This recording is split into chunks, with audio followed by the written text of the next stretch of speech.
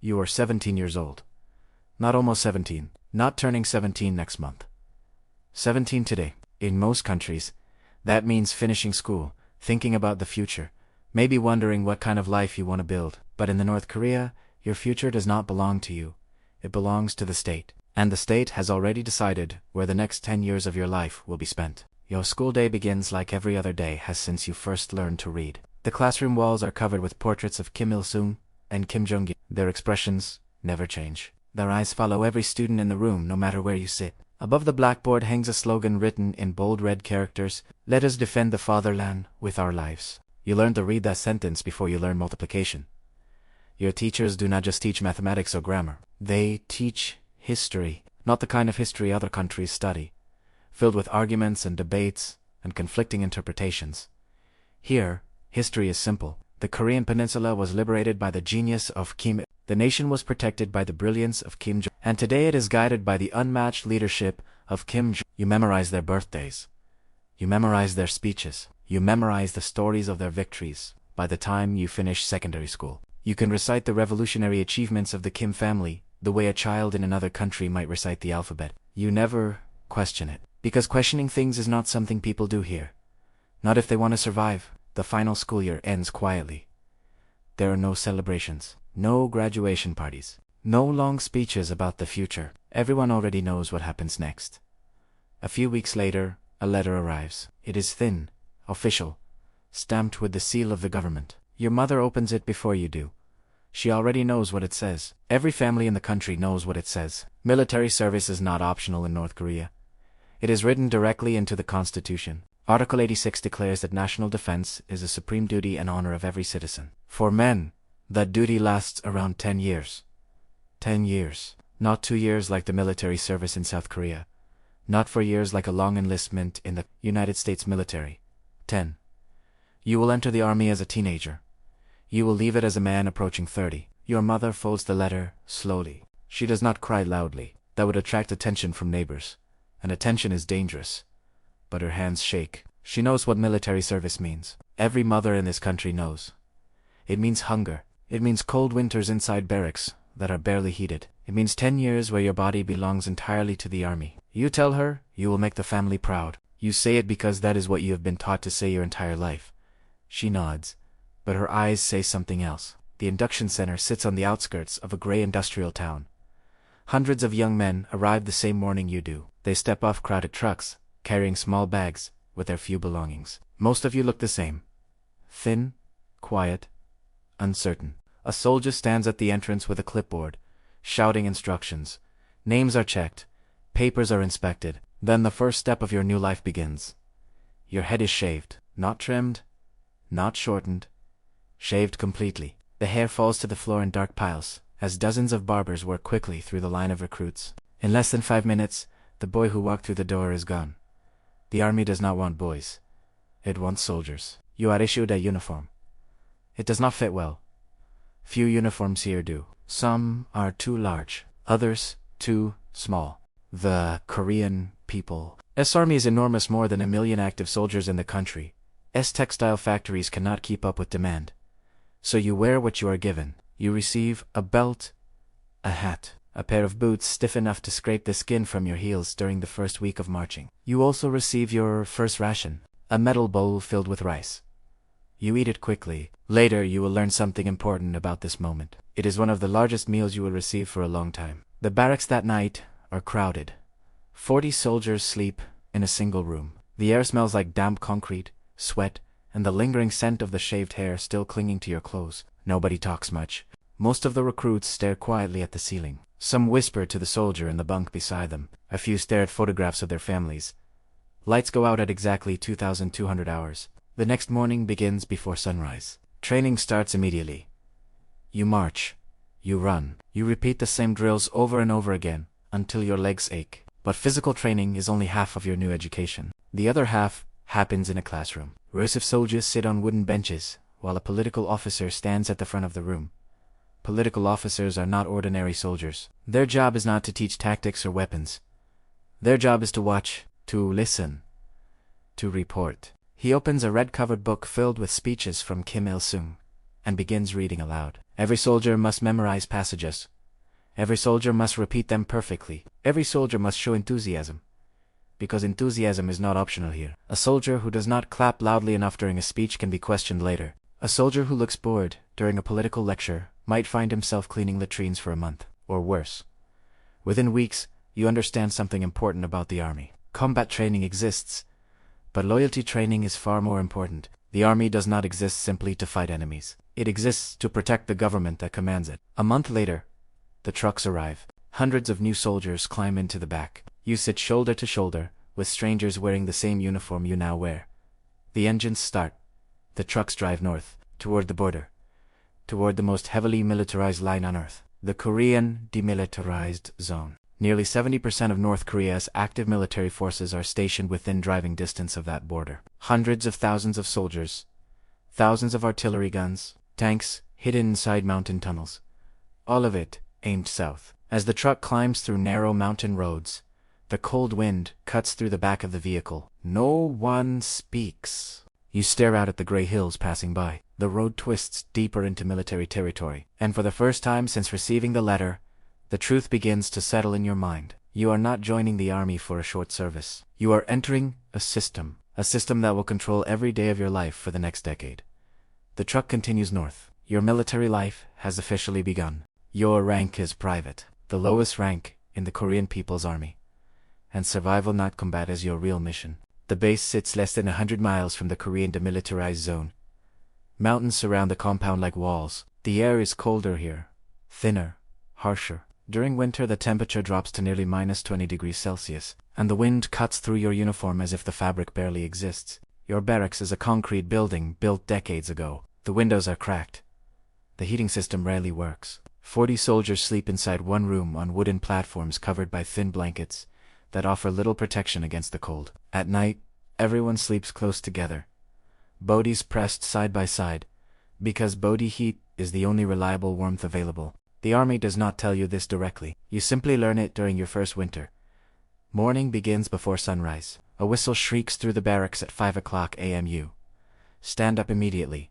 Anyone who moves too slowly will feel the consequences. Outside, the training field is covered in frost. Soldiers line up in formation, boots crunching against frozen dirt. A sergeant walks down the rows inspecting uniforms and equipment with sharp eyes. Discipline is absolute here, not because soldiers believe in it, but because they fear what happens if they do not follow it.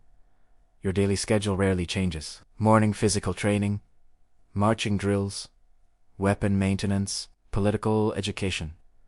Repeat, again, and again, and again. The rifle issued to you is called the Type 58, a North Korean copy of the Soviet AK-47.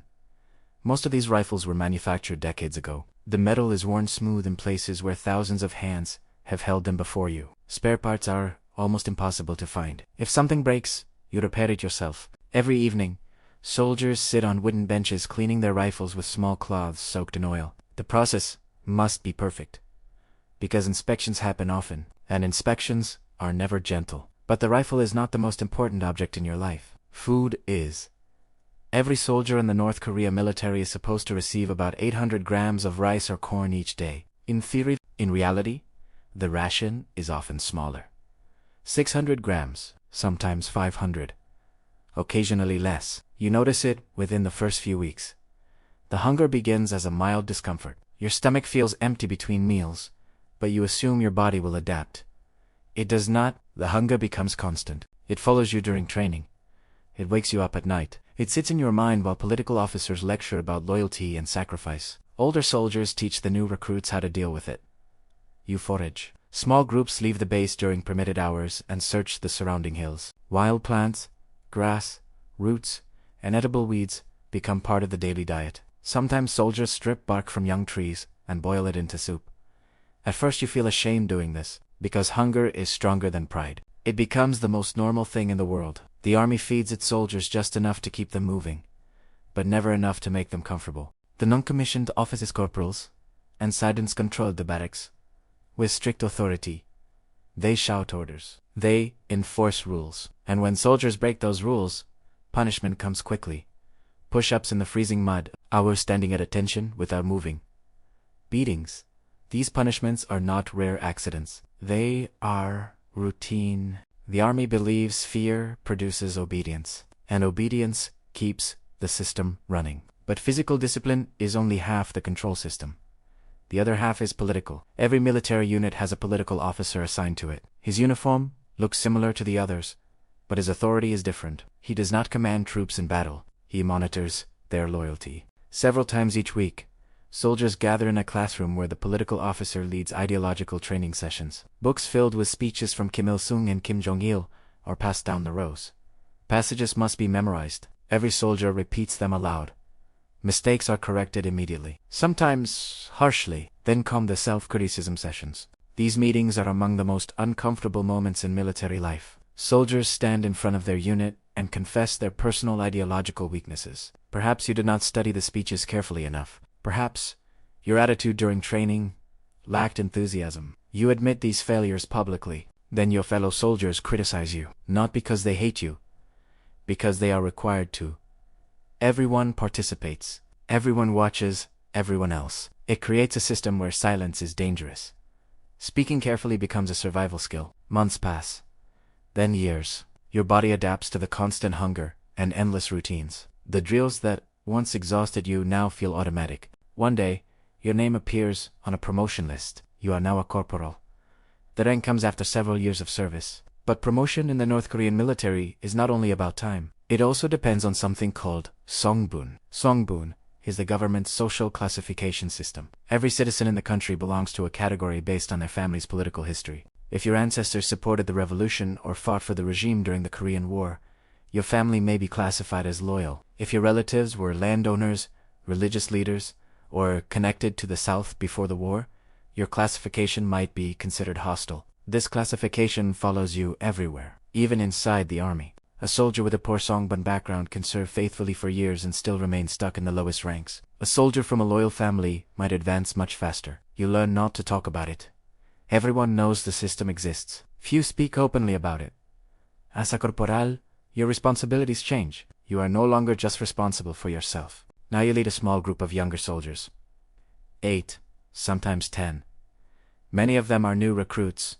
17 years old, exactly the age you were when you first arrived, Tae-luk-teen. Frightened, confused. You remember feeling the same way. But sympathy does not help them survive here. What they need most is food, and you cannot give it to them. So you organize foraging groups. Small teams walk into the hills, searching for edible plants. Sometimes they return with enough to add a little extra food to the evening meal. Sometimes they return empty. Hunger remains the constant background of every day, and slowly, quietly, another realization forms in your mind. The army you serve in is enormous, one of the largest militaries in the world. But its soldiers are not living like the powerful warriors described in the speeches you memorized during political education. They are living like survivors. You continue doing your duty. You train. You lead your section. You attend every ideological lecture. Because inside the North Korea, survival depends on understanding one simple rule. The system does not require you to believe everything it says. It only requires you to behave as if you do. 5 years ago, you arrived as a frightened 17-year-old recruit. Now you are something different. You wear the stripes of a sergeant in the Korean People's Army. That makes you a non-commissioned officer. It also means you are responsible for 30 to 40 soldiers.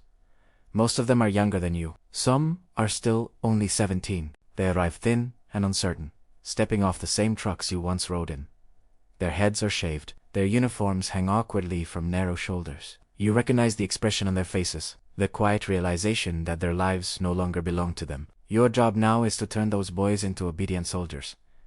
Not heroes, not warriors, just obedient. Every morning begins the same way. Before sunrise, you walk through the barracks, shouting orders, while soldiers scramble out of their bunks.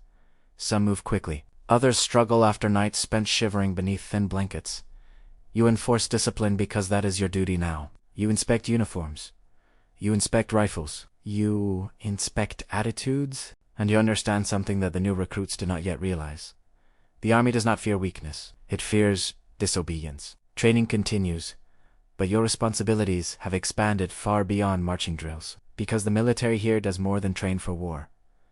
It builds the country. The government does not hide this fact. The Korean People's Army is one of the largest construction forces in the nation. Soldiers build roads through mountains. They construct dams and bridges. They pour concrete for apartment blocks in cities they may never be allowed to live in. Sometimes they carve monuments into hillsides celebrating the leadership of Kim Il-sung and Kim Jong. But the most important projects are hidden underground, along the mountains, near the Korean demilitarized zone. Thousands of tunnels cut through solid rock. The tunnels hide artillery. They store ammunition. They protect equipment from airstrikes. And soldiers like yours dig them. Every day, 4 months at a time. Your platoon has spent nearly a year inside one of these tunnel projects. The tools are simple. Pickaxes, shovels, sometimes small drills. Heavy machinery is rare. Fuel is too valuable. So progress happens slowly, meter by meter, day after day. Inside the tunnels, the air is thick with dust. Water drips from the ceiling. Support beams hold back tons of rock overhead. Sometimes those beams fail. When they do, the tunnel collapses without warning. You have seen it happen. The first time it occurred, the sound was like thunder inside the earth. The ground shook. Dust filled the air so thick that breathing became difficult. 3 soldiers were buried beneath falling rock. Rescue crews dug for hours. They pulled out 2, but the third was never recovered. There was no ceremony, no memorial. The work continued the next morning, because in this army, death during construction is treated as part of the job. War has not happened here since the Korean War ended decades ago. But soldiers still die. They die from tunnel accidents. They die from malnutrition. They die from disease spreading through crowded barracks. Tuberculosis moves quietly among soldiers living in cold buildings with poor ventilation. Parasitic infections come from contaminated water and poorly cooked food.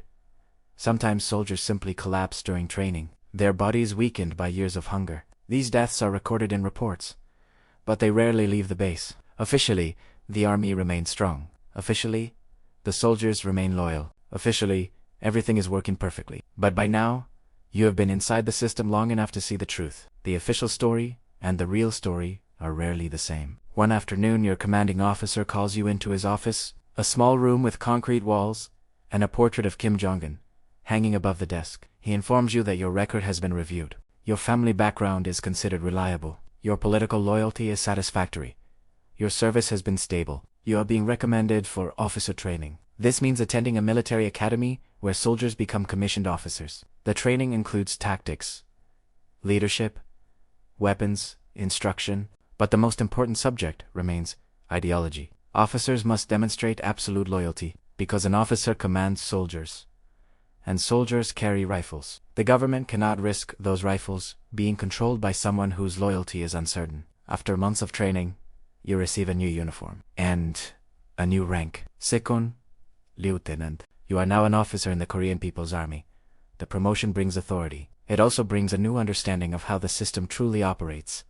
Your salary is extremely small, equivalent to only a few dollars per month. Even in the controlled economy of North Korea, that is barely enough to survive. But officers rarely rely on their official salary. Instead, they use other methods. Small thefts from supply inventories.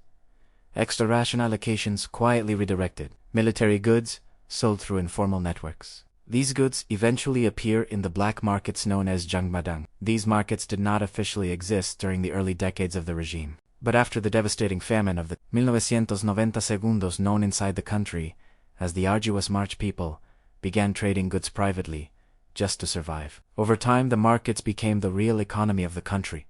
Food, clothing, electronics, even military supplies, everything eventually finds its way there. As an officer, you quietly participate in this system, not because you want to, because you must. Every officer does the same thing.